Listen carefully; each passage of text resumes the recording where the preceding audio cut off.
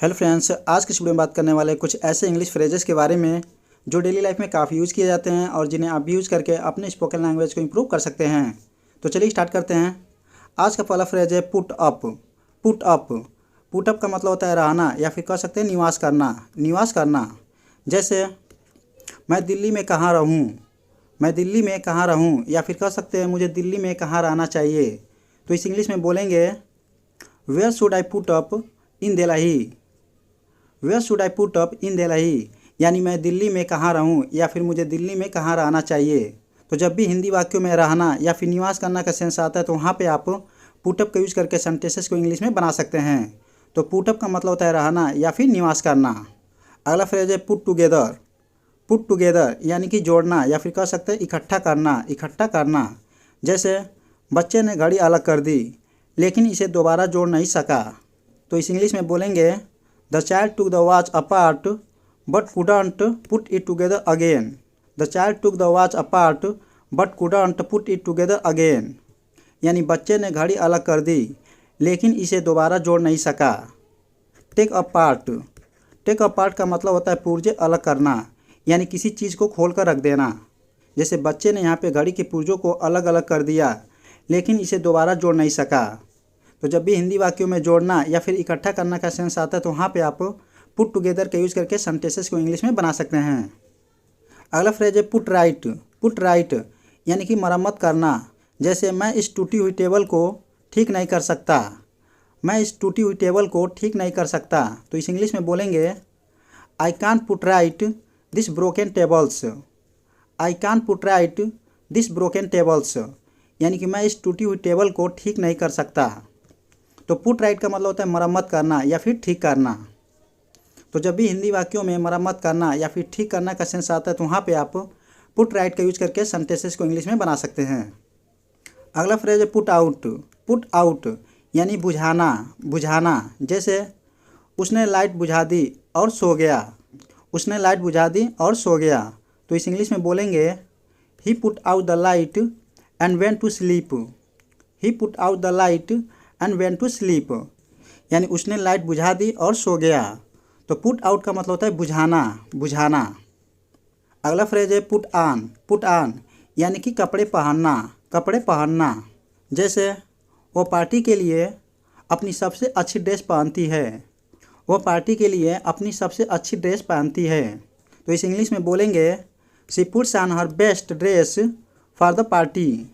She puts on her best dress for the party, यानी वो party के लिए अपनी सबसे अच्छी ड्रेस पहनती है।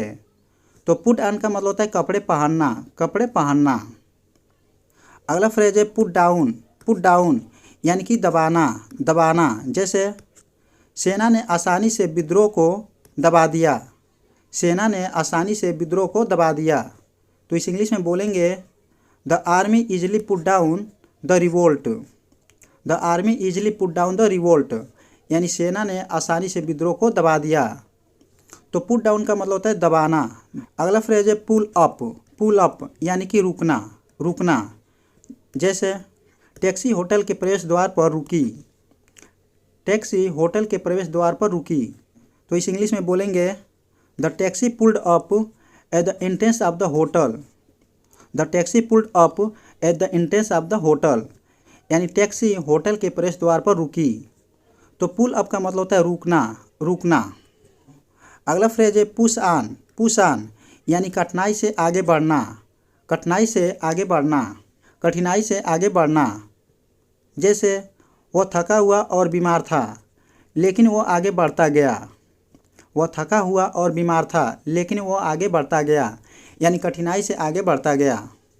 तो इस इंग्लिश में बोलेंगे he was exhausted and ill but he pushed on.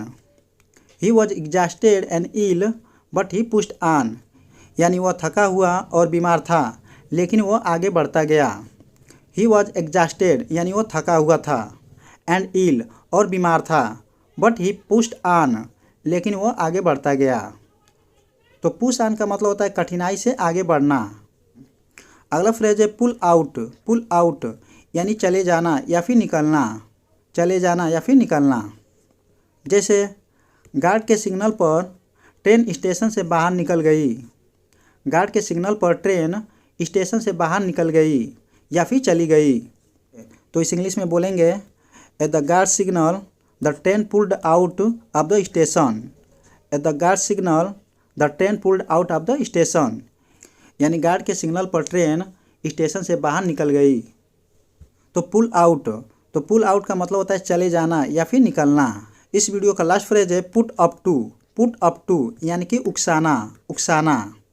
जैसे तुम्हें इस शरारत के लिए किसने उकसाया, तुम्हें इस शरारत के लिए किसने उकसाया। तो इस इंग्लिश में बोलेंगे who put you up to this mischief.